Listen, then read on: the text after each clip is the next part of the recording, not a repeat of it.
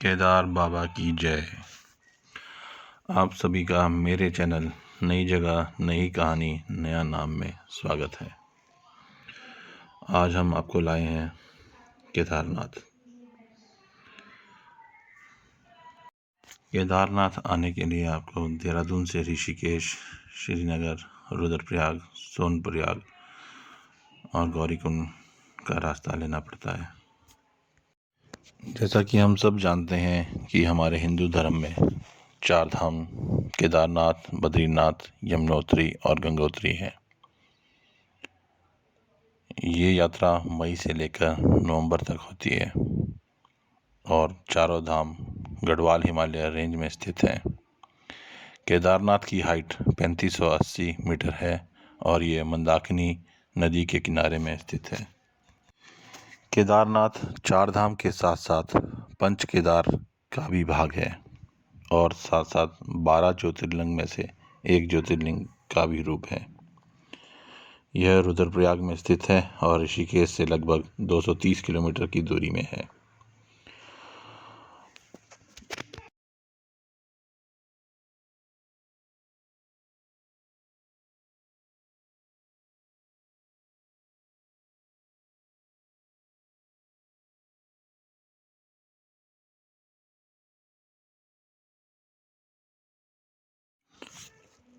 पांडवों ने जब कौरवों को कुरुक्षेत्र की लड़ाई में हराया तो अपनों को मारने के गम और उसके पाप के प्रायश्चित करने के लिए उन्होंने इस जगह का चुनाव किया। पांडव भगवान शिव को देखना चाहते थे और अपनी पूजा के बल पर उनके दर्शन करना चाहते थे, पर शिव जी ने साक्षात दर्शन करने के बदले वहाँ एक बैल के रूप में घूमना शुरू कर दिया। भीम ने जब उस बैल को पकड़ने की कोशिश की तो बैल ने अपने आप को 5 अलग अलग रूप में बांट दिया। जहाँ पर बैल का पीठ के ऊपर का कुबड़ गिरा वो केदारनाथ है, जहाँ पर नाभि गिरी वह मड महेश्वर है, जहाँ पर हाथ गिरा वो तुंगनाथ है और जहाँ पर मुखौटा गिरा वो रुद्रनाथ है और जहाँ पर बाल गिरे वो कल्पेश्वर है। केदारनाथ, मडमहेश्वर, तुंगनाथ, रुद्रनाथ और कल्पेश्वर को मिलाकर पंचकेदार बनता है। पांडवों ने इन 5 जगह पर एक एक मंदिर का निर्माण किया।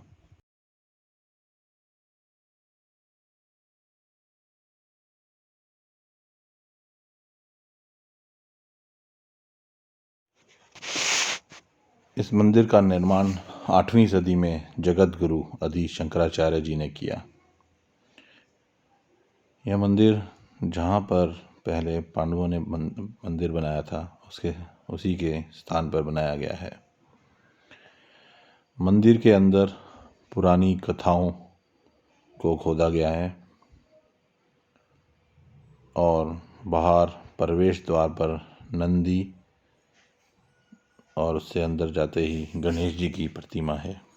बड़े बड़े पत्थरों द्वारा बनाया गया यह मंदिर और ऐसे दुर्लभ स्थान पर बीच पर्वतों के बीच में ऐसी बड़ी संरचना आपको आश्चर्यचकित कर देगी। मंदिर के 2 भाग हैं, गर्भगृह और मंडप। गर्भगृह में केदार बाबा विराजमान है, जहाँ पर उनकी पूजा की जाती है और मंडप में श्रद्धालुओं के लिए पूजा का स्थान है। मंडप में माँ पार्वती, 5 पांडवों, श्री कृष्ण भगवान और कुंती की भी एक प्रतिमा बनाई गई है। मंदिर के ठीक पीछे एक अमृत कुंड है, जहाँ पर पानी अपने आप जमीन से निकलता है। उस पानी को सब बड़े चाव से पीते हैं। मंदिर का स्थान और वातावरण आपका मन मोह लेता है। और वहाँ से वापस आने का मंदिर के आसपास बहुत सारे धर्मशाला, होटल, लॉज हैं जहाँ पर आप विश्राम कर सकते हैं। आइए मैं ले चलता हूँ आपको उस स्थान में जहाँ पर 2013 में जब बाढ़, भूकंप और बादल के फटने से जो त्रासदी आई थी, उस समय एक बड़ा पत्थर इस मंदिर के ठीक सामने खड़ा हो गया था। यह है वो शिला जिसने मंदिर को और केदार बाबा के मेन स्थान को उस समय की त्राही से बचाए रखा।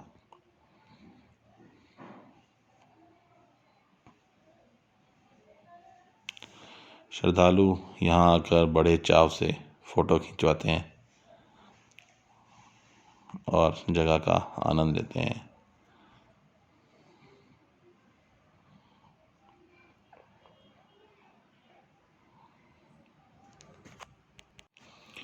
आप सब जब भी यहाँ आए अपनी यात्रा को प्लान करके आए।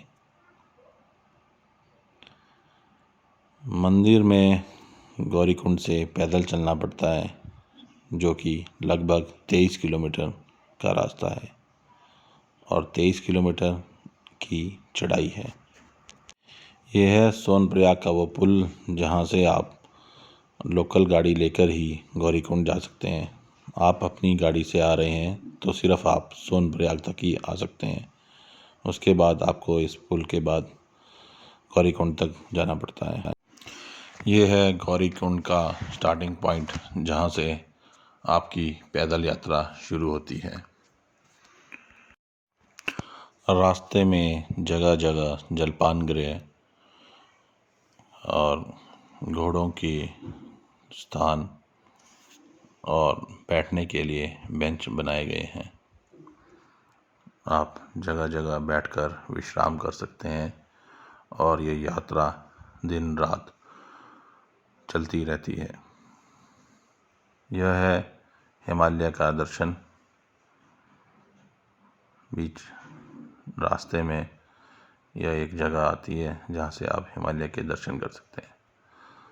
हमने 3:30 बजे यात्रा आरंभ की थी और अब लगभग 6 बजने वाले हैं और अंधेरा होने वाला है। यात्रा शुरू करने के लिए कोई भी समय सही है, क्योंकि आप जब भी यात्रा स्टार्ट करेंगे तो आपके साथ काफ़ी मात्रा में श्रद्धालु जुड़े रहेंगे।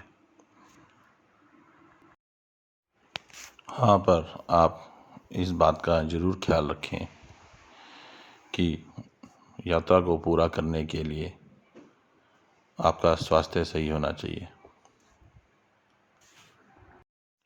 यह है बेस कैंप केदारनाथ, जहाँ पर गढ़वाल मंडल विकास निगम द्वारा डॉर्मेट्री और गेस्ट हाउस बनाए गए हैं। यहाँ पर उचित दामों में रहने के लिए स्थान मिल जाता है। ऐसे तो पूरे रास्ते में जगह जगह पर स्थानीय लोगों द्वारा टेंट लगाए गए हैं। इस बेस कैंप से मंदिर की दूरी 1.5 किलोमीटर की है और मंदिर के आसपास भी बहुत सारे गेस्ट हाउस हैं जहाँ पर आप विश्राम कर सकते हैं और जहाँ पर आप रात को समय निकाल सकते हैं। मेरा अपना अनुभव यह है कि अगर आप छोटे बच्चे और वृद्ध के साथ यात्रा कर रहे हैं तो आप खच्चर और घोड़ों के बदले हेली से आएं, क्योंकि खच्चरों और हेली द्वारा जो रेट है वो लगभग सेम है। एक तरफ का किराया 2350 रुपये है और दोनों तरफ आने जाने का किराया 4500 रुपये लिया जाता है। मंदिर तक पहुंचने के लिए आपका दृढ़ संकल्प, आस्था और विश्वास ही काफ़ी नहीं है। अगर आप किसी बीमारी से जूझ रहे हैं तो या तो आप स्टार्टिंग पॉइंट से ही खच्चर का प्रबंध कर लें या फिर आप हेली सेवा का प्रयोग करें। या फिर आप अपने इस प्लान में एक्स्ट्रा टाइम लेकर चलें, ताकि आप पैदल अगर धीरे धीरे भी चलें और एक पूरा दिन भी लगा लें तो भी आपकी यात्रा में कोई फ़र्क नहीं पड़ेगा।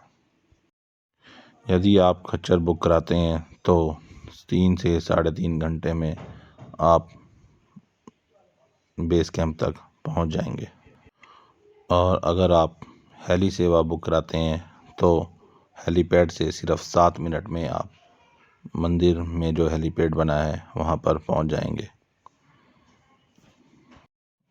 अगर आपको अपने ऊपर विश्वास नहीं है और अगर आप बच्चों और वृद्ध के साथ यात्रा कर रहे हैं तो कृपया आप स्टार्टिंग पॉइंट में ही खच्चर या पालकी बुक करा लें, क्योंकि बीच रास्ते में आने के बाद वो आपसे मनमाने दाम मांगते हैं। खच्चर का किराया 2 से 2,500 का है, जो कि आपको बेस कैंप तक ही छोड़ेगा। ये हेली सेवाएं गुप्तकाशी, सिरसी और फाटा से दी जाती हैं। गुप्तकाशी से हेली का किराया थोड़ा ज़्यादा है, पर सिरसी और फाटा से यह किराया 2,250 या 2,300 रुपये है और आप आना जाना एक ही दिन में 4,500 रुपये तक में कर सकते हैं। यदि आप हेली सेवा बुक करा रहे हैं तो ध्यान रखें कि आप आने जाने का टिकट एक ही समय में बुक करें। अगर आपको लगता है कि आप उतराई उतर सकते हैं तो सिर्फ जाने जाने का ही टिकट बुक करें, पर ध्यान रखें कि अगर आपका मन वापसी समय में टिकट बुक कराने का हुआ तो आपको हवाई सेवा लेने के लिए एक दिन का इंतज़ार भी करना पड़ सकता है।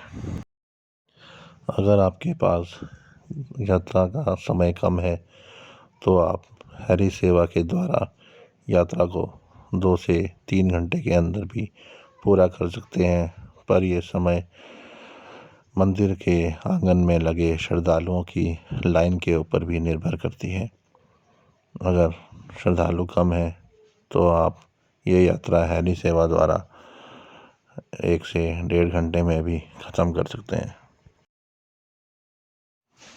हेली सेवा और मंदिर के आसपास के गेस्ट हाउस की बुकिंग आप ऑनलाइन भी कर सकते हैं। अगर आप पैदल यात्रा कर रहे हैं तो आपको बता दें कि बीच बीच में जलपान गृह और बैठने के लिए बेंच उपस्थित हैं। आप निश्चिंत होकर अपनी यात्रा कर सकते हैं और अगर आप बीच में थक भी जाएं तब भी आप खच्चर और पालकी की सेवा ले सकते हैं। ये है मंदिर में अमृत कुंड, जहाँ से बाबा जी पानी निकाल के श्रद्धालुओं को दे रहे हैं। अमृत कुंड में पानी अपने आप ही निकलता रहता है।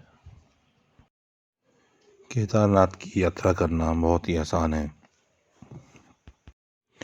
देहरादून, हरिद्वार या ऋषिकेश से आप डायरेक्ट सोनप्रयाग या गुप्तकाशी तक के लिए बस या टेम्पो ट्रैवलर ले सकते हैं।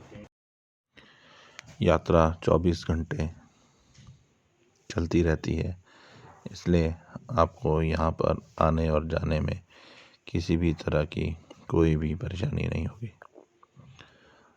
बस ध्यान रहे कि अगर आप किसी भी बीमारी से जूझ रहे हैं तो आप अपनी यात्रा का प्लान उसी तरह बनाएं।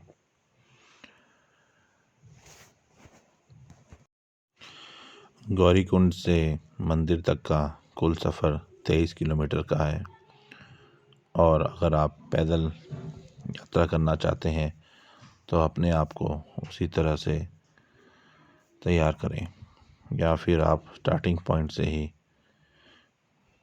हेली या फिर खच्चर ले लें। अगर आप वृद्ध और बच्चों के साथ सफ़र कर रहे हैं तो मैं यही चाहूँगा कि आप स्टार्टिंग पॉइंट से ही खच्चर ले लें या फिर हेली सेवा ले लें। आप हेली सेवा एक साइड के लिए भी ले सकते हैं और अगर सही रहे तो आप आने के समय हेली सेवा ले लें, क्योंकि वापसी के समय का जो रास्ता है वो उतराई का है, वो आप 6 से 7 घंटे में आसानी से तय कर सकते हैं। धन्यवाद।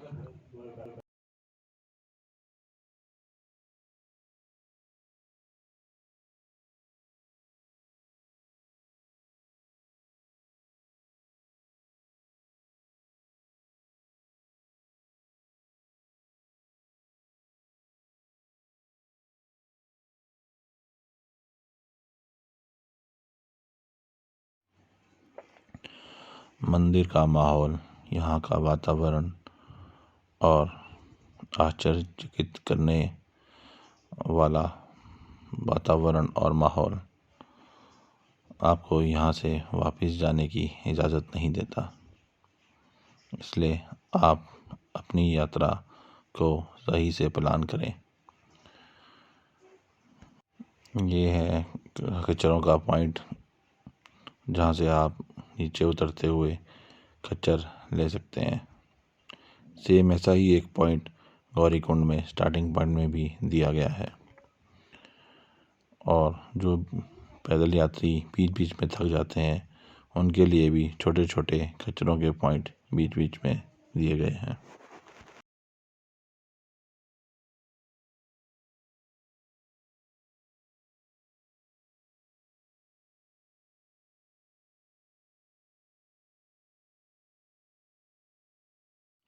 यह वो जगह जहाँ पर 2013 की त्रासदी के समय में सब कुछ नीचे बह गया था। यह मंदाकिनी नदी जिसके तट पर केदारनाथ स्थित है।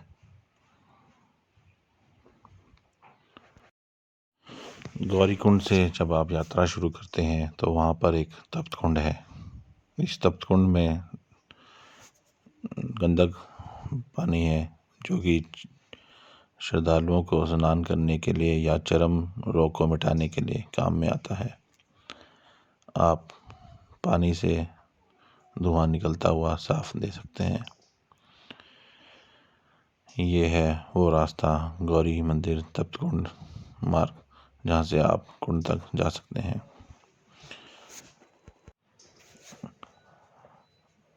गौरीकुंड से मंदिर तक पैदल यात्रा करते हुए आपको बीच में बहुत सारे झरने मिलते हैं, जो कि आपको यात्रा को और मनमोहक बना देते हैं।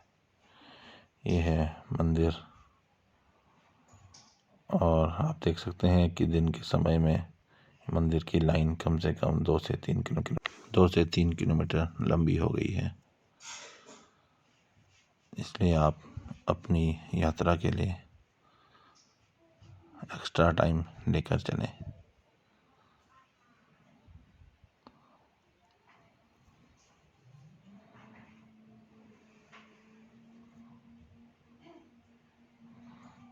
हमारी यात्रा यहीं समाप्त होती है, और हम आपको नई वीडियो में नई जगह ले चलेंगे। कृपया वीडियो को लाइक और शेयर करें और चैनल को सब्सक्राइब करें। धन्यवाद।